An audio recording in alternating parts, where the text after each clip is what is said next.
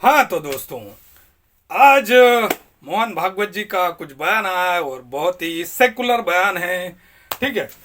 तो मैं आरएसएस पर पहले वीडियो बना चुका हूँ और मैं बता चुका हूँ कि आरएसएस हिंदुओं के अस्तित्व को नहीं बचा सकता।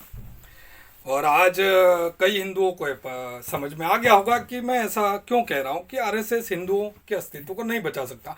हिंदुओं के अंदर क्या चलता है कि भाई आरएसएस यह हमारी तरफ से जो एक प्रतिकार करने वाली ऑर्गेनाइजेशन है उसमें सबसे आगे, कि हमारी रक्षक है ये हिंदुओं के मन में चल रहा है कि आरएसएस वाले हमारे रक्षक हैं।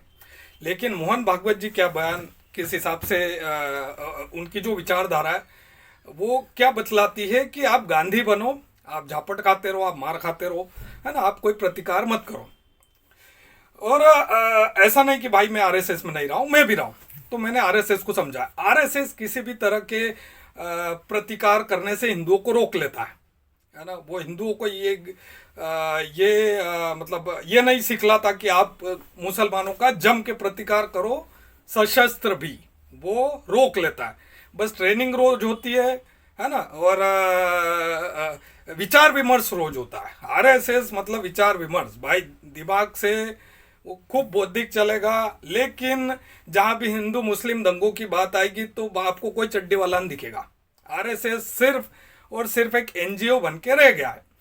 तो आरएसएस के अंदर जितने भी हिंदू हैं उनको डिसाइड करना पड़ेगा कि वे इस्लाम को अपना दुश्मन मानते हैं या नहीं। अगर आप इस्लाम को दुश्मन नहीं मानोगे तो आप खत्म होगे। आपको अगर लगता है कि ज्यादातर मुस्लिम शांति प्रिय हैं तो आपके इस भ्रम को मैं दूर कर देना चाहता हूं। प्यू रिसर्च का सर्वे है, वो कहता है कि हर देश में अलग अलग जो मुस्लिम आबादी बसी हुई है, तो उस मुस्लिम आबादी का कम से कम 50-55% तो शरिया में विश्वास रखता ही है। मतलब भारत में आप ये मान लो कि 55, 60, 65, 70, 75, 80% मुस्लिम हैं। मतलब कुल मुस्लिम आबादी का उतना परसेंट तो शरिया में विश्वास रखता है और शरिया को लोकतंत्र से अधिक प्राथमिकता देता है। तो इस तरह से ये साबित होता है कि ज्यादातर मुस्लिम उग्रवादी है, ना कि शांति प्रिय। और आरएसएस कुछ अलग ही बतला रहा है। आरएसएस के अनुसार क्या है कि भाई मुसलमानों के पूर्वज यहीं के हैं, तो उनसे हमको सद्भावना पूर्वक व्यवहार करना चाहिए ताकि उनके अंदर कभी अक्ल आ जाए कि भाई यहीं के और वापस हिंदू बन जाओ। तो आरएसएस को एक बात समझ लेनी चाहिए कि भाई एक बार अगर कोई बंदा मुस्लिम बन गया, उसने मोहम्मद को रसूल स्वीकार कर लिया, मतलब वो आपका दुश्मन बन चुका है। अगर यकीन ना आता हो तो सही बुखारी की हदीस 392 पढ़ लें। उस हदीस में लिखा है कि मोहम्मद ने बोला है कि मैं तब तक लड़ूंगा जब तक कोई मुसलमान ना बन जाए, है ना। मतलब अल्लाह को एक खुदा ना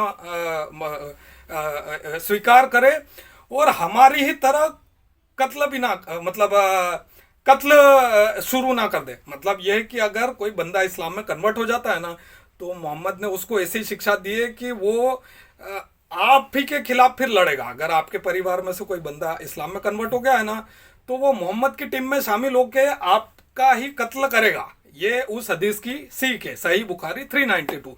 अगर ना पता हो तो ये खोल के आप पढ़ सकते हैं। ठीक है।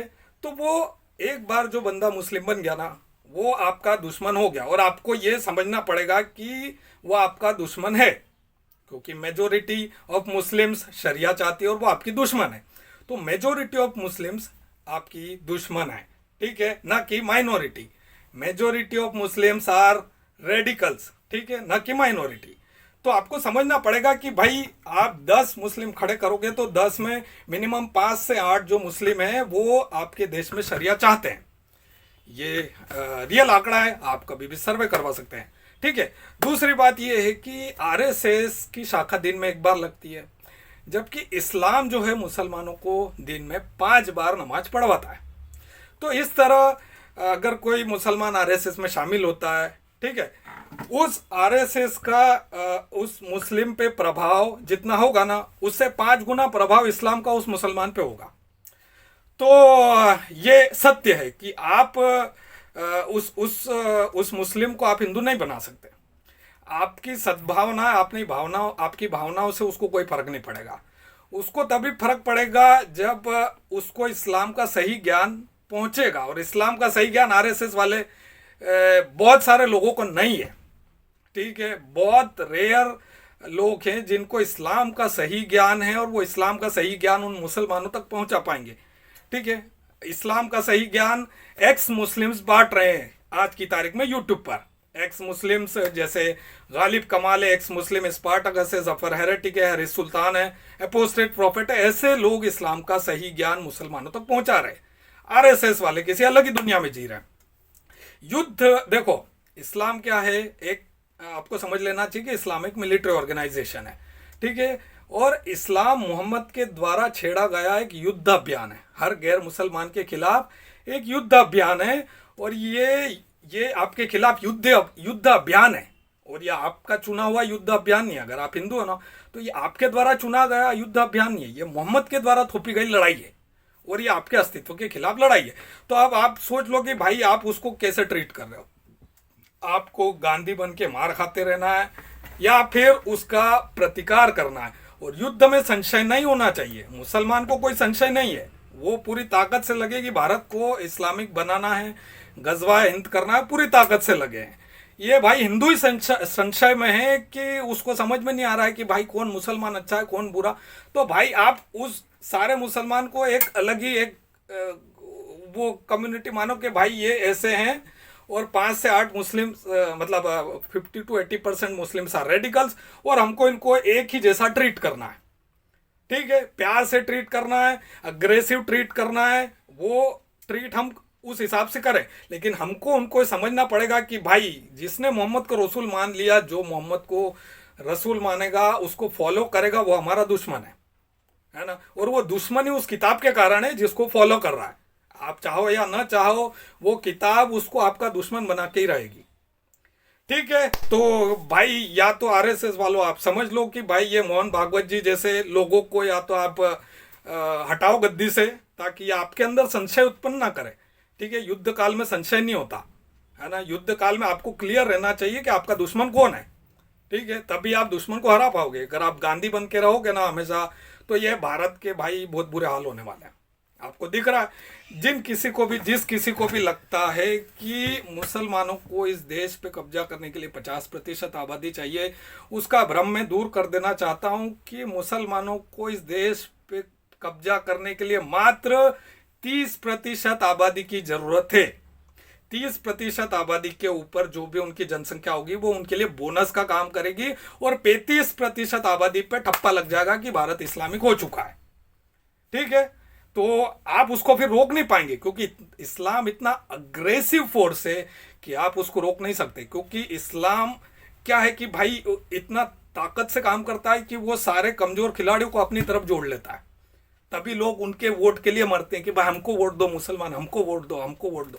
वो इसीलिए कि वो इतने अग्रेसिव फोर्स है। तो एक बार 30% के ऊपर पॉपुलेशन पहुंच गई ना, तो आप भारत को इस्लामिक बनने से नहीं बचा सकते। ये सीधा हिसाब है। तो आप डिसाइड कर लो कि आपको क्या करना है, ठीक है। तो या तो मोहन भागवत जी को समझा दो कि भाई आप शत्रु काल में मतलब युद्ध काल में आप हमको क्या करें कि भाई भ्रमित ना करें, हमको संशय में ना डालें, या फिर आप आरएसएस छोड़ दो, आरएसएस के भरोसे रहना आप छोड़ दो कि भैया हमको बचा सकता है। वो नहीं बचाएगा। जो संशय में जी रहा है वो आपको नहीं बचा सकता, ठीक है। तो इस वीडियो में मुझे इतना ही बताना था कि भाई इस्लाम को एक मजहब की तरह देखना आप छोड़ दो। वो एक मिलिट्री ऑर्गेनाइजेशन है। वो अगर मिलिट्री का अगर कोई मुस्लिम आपकी ऑर्गेनाइजेशन में आ रहा है, इसका मतलब यह है कि वो आपकी जासूसी कर रहा है। मिलिट्री का एक सैनिक उसकी सेना के लिए जासूसी करता है, और इसीलिए मुसलमान आपको धोखा दे देता है इन टाइम पे। और आपको समझ में नहीं आता है कि ये बंदे ने जो हमारे साथ रह रहा है दिन रात, ये इसने हमको धोखा कैसे दे दिया। और धोखा इसलिए दे दिया कि मिलिट्री का सैनिक है। इस्लाम एक मिलिट्री ऑर्गेनाइजेशन है जो मोहम्मद के द्वारा शुरू की गई है। और अधिक जानकारी के लिए आप मेरे चैनल को सब्सक्राइब कर सकते हैं। धीरे धीरे आपको इस्लाम के बारे में और भी जानकारी होगी। और ठीक है, बस यही बताना था कि भैया मोहन भागवत जी आपसे हाथ जोड़ के निवेदन है, कृपया आप भारत के हिंदुओं को जो विनम्र हैं, सदाचारी हैं, और जिनके भाई कंधे पे मतलब या गर्दन पे छुरी लगभग आई चुकी है, उनको आप भ्रमित ना करें, उनको संचित ना करें। आप अगले गांधी मत बने, आप गांधी मत बने। अगर आप कुछ नहीं कर सकते तो आप चुप रहें, आप ज्ञान न दें। मिलते हैं अगले वीडियो में, बाय।